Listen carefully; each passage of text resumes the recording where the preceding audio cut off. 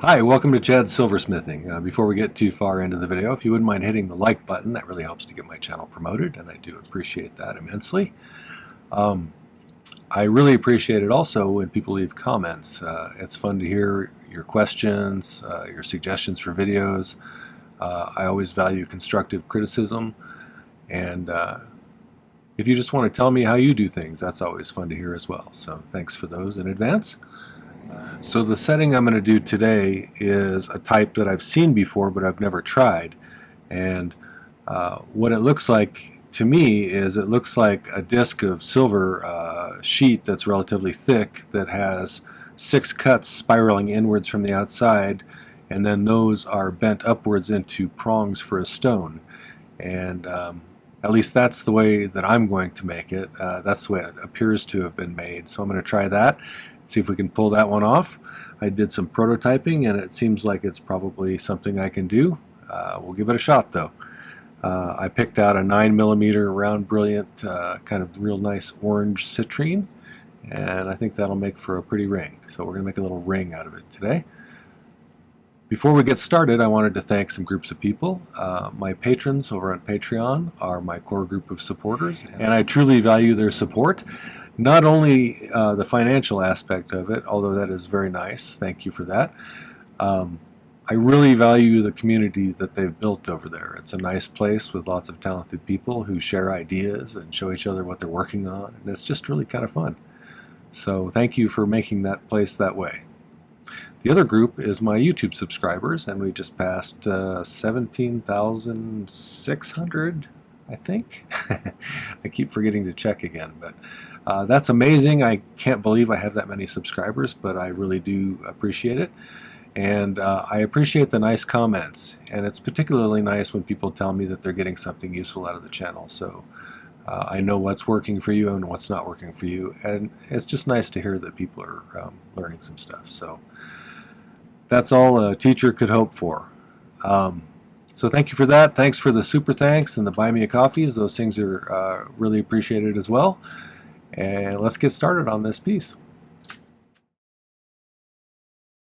This is one of my design idea books that you can get on my merch store if you're interested. This particular one has a nice conversion chart on the back. I've started putting some useful information on the backs of them. This one is fractions of an inch to decimals to millimeters, and I find that particularly useful anymore since I use the metric system most of the time. The other thing, oh, I got it upside down again. Well, I keep track of my projects in these, and sometimes I forget which side of the page I'm on. And so apparently I did today's upside down. But it's a good way to keep track of your projects so you have a record of what you did and what materials you used and stuff like that. It helps me to sketch up better drawings than I normally probably would with these little grid. Alright, so let me show you this stone I have. Picked up a bent T-pin as well. Okay, so we got this nice kind of orange citrine. It's about 9mm, and that's going to be our center stone. So I'll show you kind of what it's going to look like. I did the prototype thing here. It's going to be sort of a disc of silver where we cut inwards at an angle like this that kind of curves inwards in 6 spots. We'll mark it off as 60-degree segments. I'll dome it just slightly, like this has kind of got a little bit of a dome to it, and then we'll bend these up. And once we have it pretty close to where the prongs are going to be right near where the girdle of the stone is, we'll mount this onto a band. I'll cut a seat for the girdle of the stone right here at the top. And then we'll, after we polish it and everything, we'll set that stone. I got it to fit in this one pretty nicely, so I'm going to make another one in front of you before we make the band. And then I'll use whichever one seems to be in better shape. So, but we started, the way I figured out how big of a disc to use was I took the picture that I found of the original setting type, and on my phone I actually used my calipers, or what do they call them, dividers, I guess. These things And I measured the width of the stone in the picture, and then I measured the width of this, the setting part in the picture, and that came out to be, on my phone anyway, 19 wide was the stone, 28 was the setting, and so that gave me kind of a proportion. And in order to find out how big of one I would need for my 9mm stone, I just did a proportion calculation here. To figure this out, I knew that I had a 9mm stone, and on the picture it was 19mm. What I didn't know was how big the disc would be for the stone to make the setting. So that's our unknown thing. So on this one you can cross multiply, and you end up with 19x equals whatever that was, 9 times 28. And then I divided by 19 and I got 13.25. So that's how big of a disc that I needed for this particular stone. Hopefully that makes sense. Someone who's better at math could explain it better than I can, probably. But it got me where I needed to be, I think. And then I used, actually on this one, to figure out the angles, I used my little protractor here. You could use, if you wanted to, some of this polar graph paper. It's got the radiating angles like that, and you can figure out angles that way. That's kind of handy sometimes, and you could just mark off where it's at. The thing I wasn't sure mostly about on this one, though, was you know, how much curve to put on these, or whether I should do them straight, and how far in to go. So it was kind of a little trial and error. I'll show you where'd that one go. I did one out of copper initially just to see how it would even work. Okay. And one of the things I learned from doing this one was that I domed it more than I did on this one. And so when I bent these up, these things were pointing way far in. And so in order to cut a seat on the stone, these were angled inwards too much, like that. So I wanted them to be more like that so I could just notch them. And then I can set that girdle of the stone right in there. And like I said, these ones, because I domed it so much, these were pointing inwards too far. So on this one I domed it a little less extremely. And I also cut this out of 18 because I wanted to see how it would bend and everything as well. So I sacrificed a little piece of 18 here. But, you know, if they both work out, I could probably use them both. I'll just have to see if I can find another stone that's about the same size. So, but I think it'll make for kind of a cool ring. We'll just mount it on a split band. It'll be kind of like that. Made out of 14 gauge square.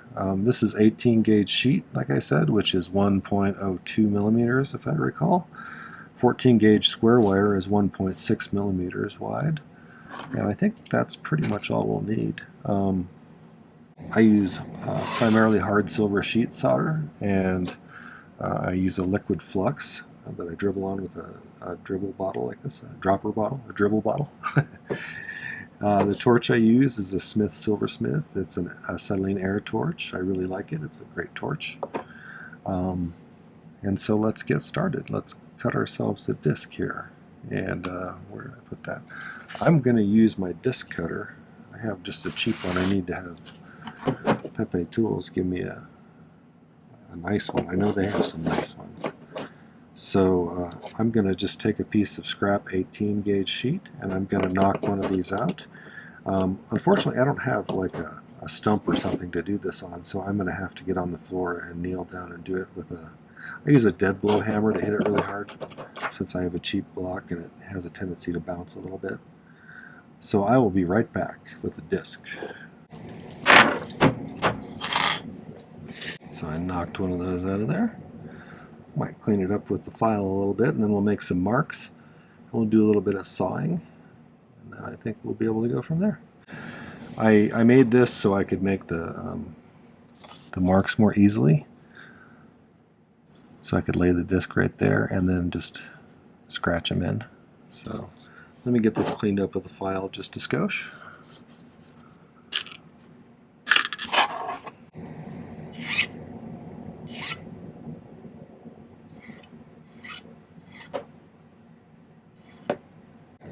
So I'm going to saw this, but before I bend it into a dome, I think that I will probably do kind of a quick cleanup, polish with my rotary tool just to get it kind of relatively well polished so there's no big scratches left there, because it's going to be in an area where it's going to be harder to polish later on.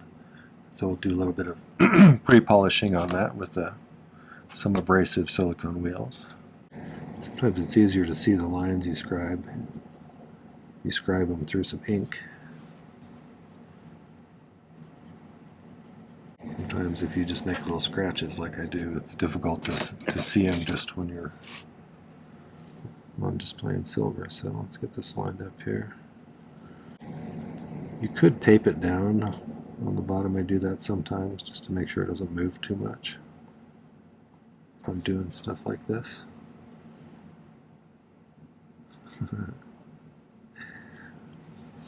Although honestly, most of the time I'm kind of flying by the seat of my pants when I'm doing stuff like this. So. Okay, so the other thing we can do is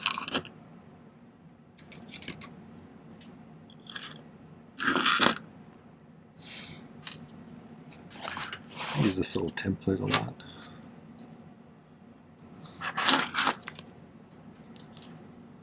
I think that's about how big the stone is, like that size range. And so I can center that kind of.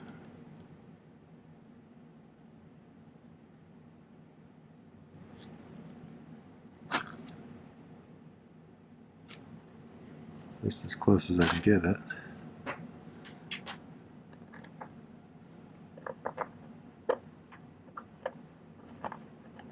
It gives me an idea how far in to curve these. So if I start the cut here, I want them to curve in almost to where this other one comes to, but slightly inside of that, the line from the stone that we just scribed. So we're going to kind of curve it in just like that. And then we're just going to work our way around.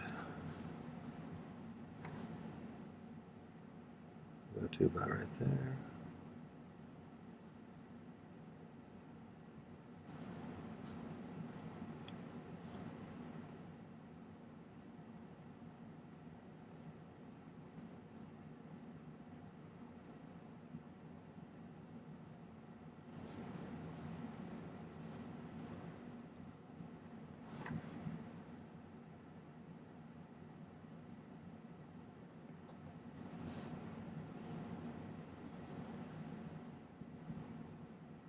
I'd be curious to hear if anybody else has done a similar setting and what their techniques were that they used. Am I doing it the same way they did it, or did they have a different method? It's always fun to learn how different people do things. So, all right, so let's go over to the sawing area and we'll just do a little bit of sawing. I don't know if I gave you a good close-up of this or not. You kind of see how I got those little spiraling inwards. So we're just going to cut right along those lines with a pretty small blade. I think it's a 00.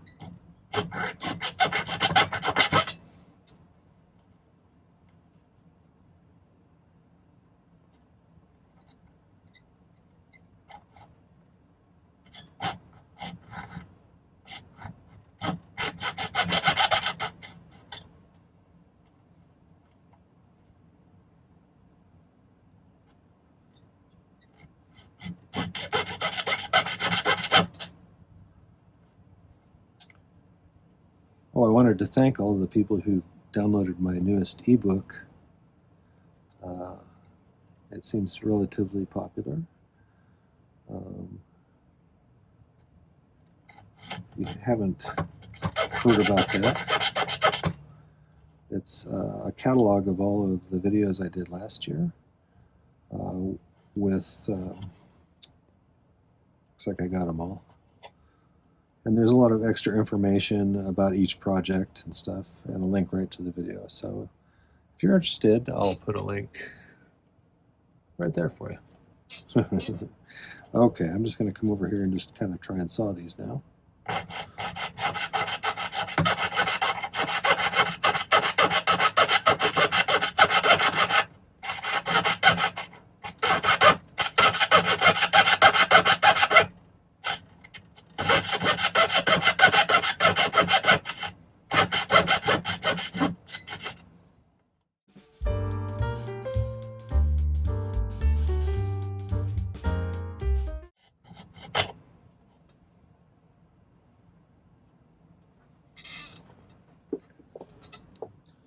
Gonna see where I went with that.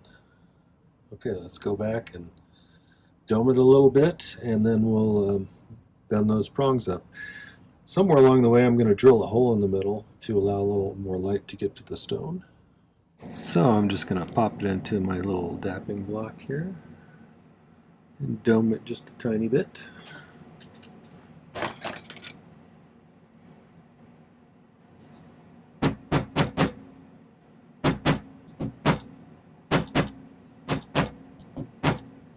Now I'm going to take my chain nose pliers and I'm going to just bend these upwards. I'm going to try and do it pretty symmetrically, so they kind of curve up like that.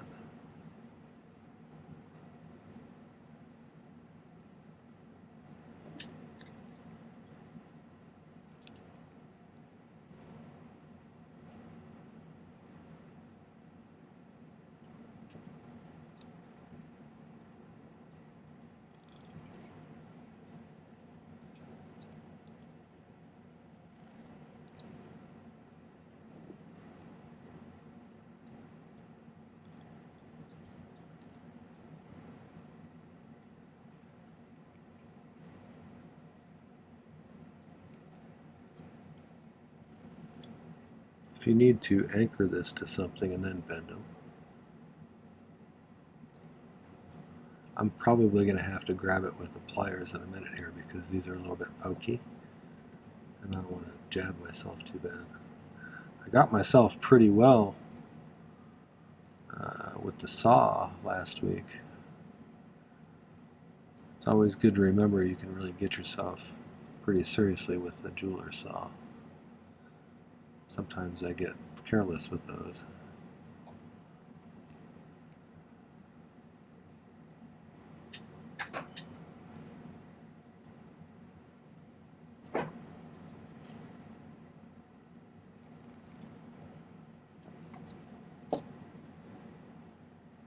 Okay.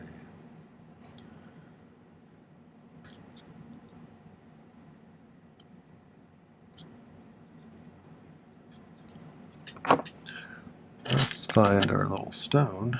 Where did our... Oh, there it is.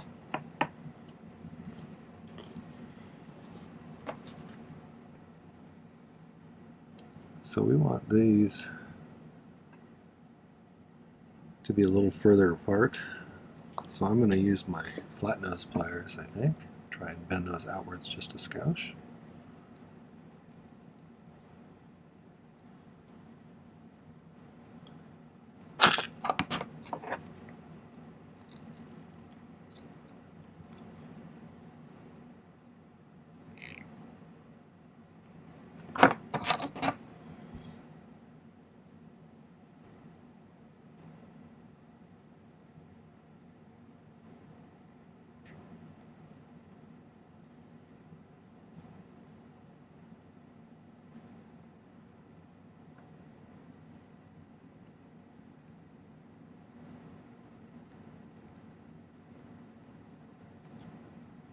Before I go too much further, as pokey as these are, I'm going to just take my file and kind of try and flatten out the tops a bit.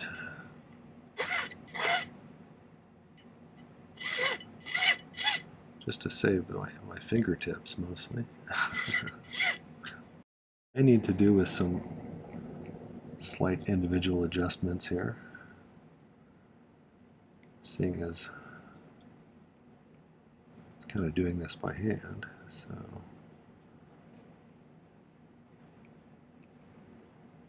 kind of starting to get into the right size range here.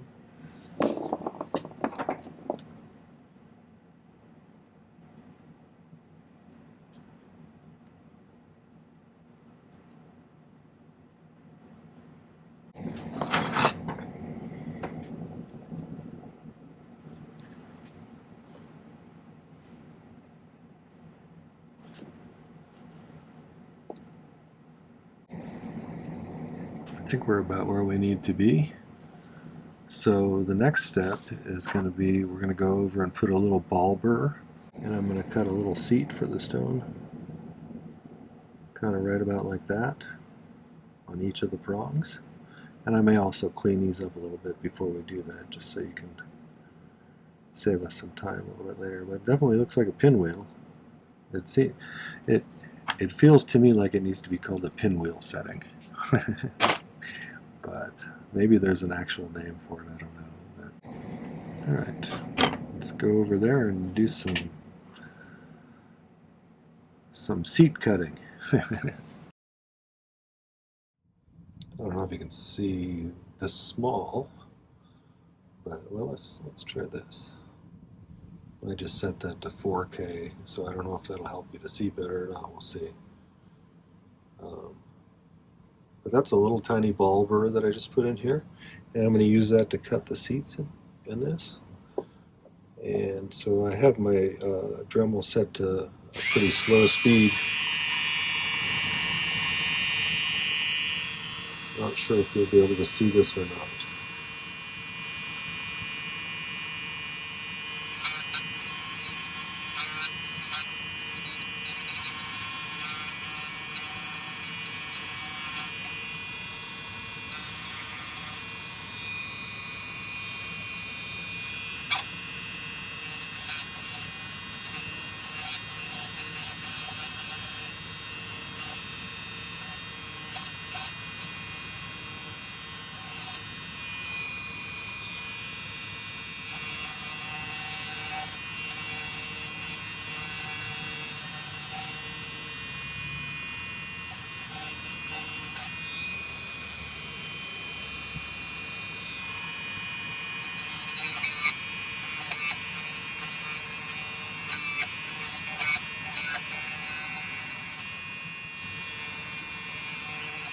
Alright, so we'll go back there and we'll see how the stone looks like it's going to sit in there or not, and if not, we'll make adjustments.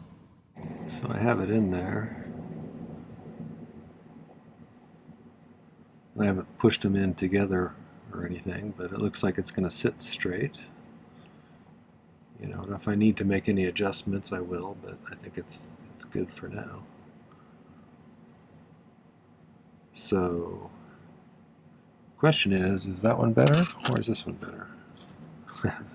I am unsure, but let's make the band and then we'll make a decision afterwards. Okay, I cut a couple of pieces of 14 gauge square, which is 1.6 millimeters. And let's see, I cut them to be about, I was doing sort of estimating around an 8, I think? 8 or 8.5, I don't remember now. But it came out to be about 10, 20, 30, 40, 50, 60, 67 millimeters-ish. And I found the center of them. And there, I'm going to make a sharp little bend. Like this. The square wire always has a tendency to try and twist on you a little bit, so you might want to try and control that. See, it's not laying perfectly flat already.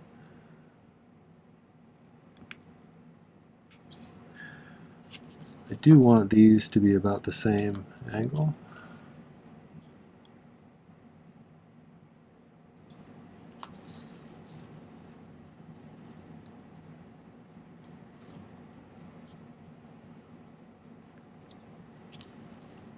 That's pretty close. Now, about 15 millimeters down from either center, I made a mark. We're going to bend those back the other direction. This is a good kind of generic band you can use for a lot of things too. Probably good enough. So let's solder that.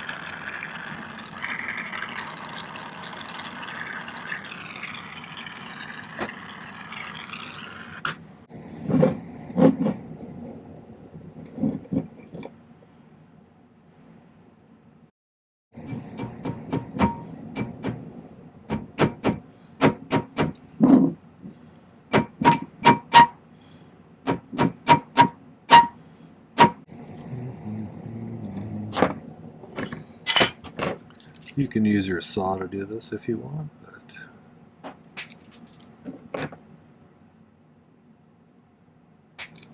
usually you save the sawing for when there's something sort of intricate to do.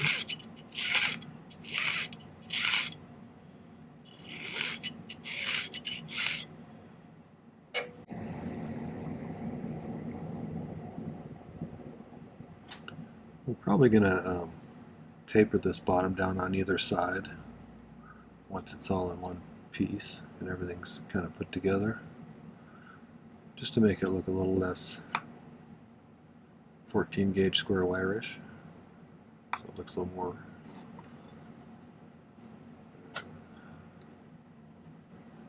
what's the word? This would be one of those things. Somebody asked me about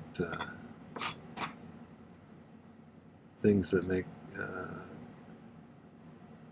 your jewelry look cleaner and more professional. Having them look not just like a bunch of wires soldered together. If you can find ways to do that, that's one thing.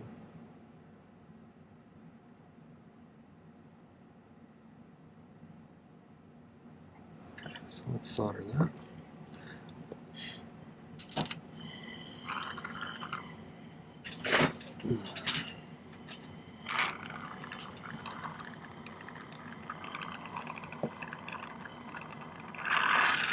One of the things I do is pick soldering, which is if you're interested, I'll put a link up there. It's a really good skill to learn.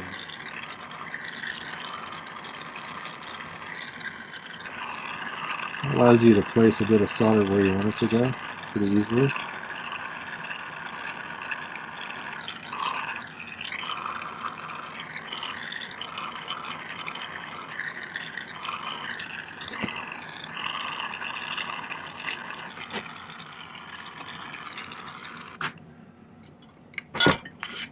Learning how to do that opened up a lot of things that I couldn't do prior to that.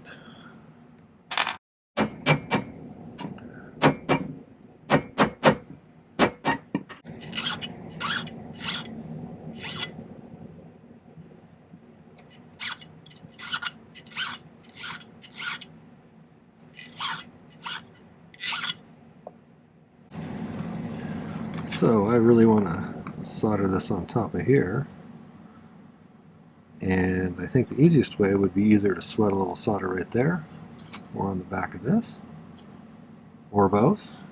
So we have some solder over here, so I'll probably do that. I'll just get it positioned and go from there. So I was thinking about the difficulty level of this one, because normally a prong setting I would say would be an advanced project. But I think this is probably kind of in the intermediate range. The only challenging part on this one was figuring out the proportions, I think. You know, I say that before I'm totally done with the project, so knock on wood.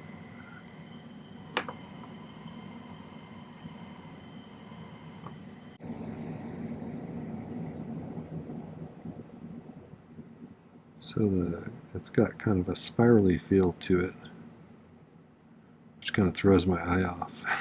So I'll do my best to get it soldered on here straight. That's pretty close, I think. It's quite a bit more mass in the bottom piece than the top piece, probably, so much of the heat's going to go there.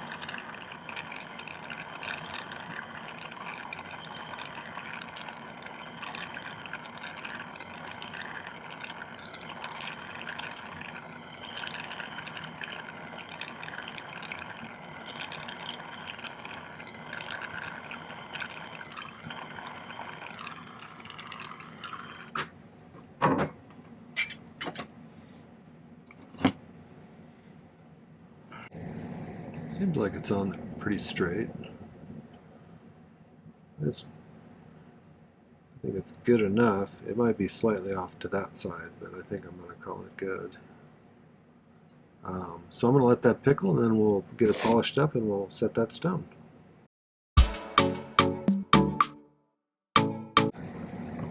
So I got it popped in there, and I'm going to kind of gently use my nylon jawed pliers to kind of pull them in closer.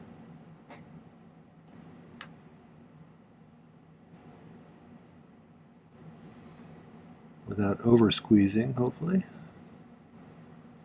And then I do this a little bit better than some people. Well, I'm going to use the flat side of my chain nose pliers to kind of push those tips down a little bit.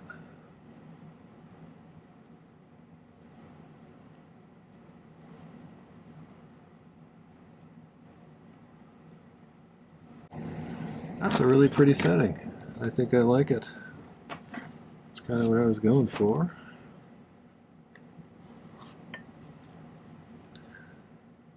What I like about it is it really gets a lot of light to the stone, because the stone is elevated and it's got lots of space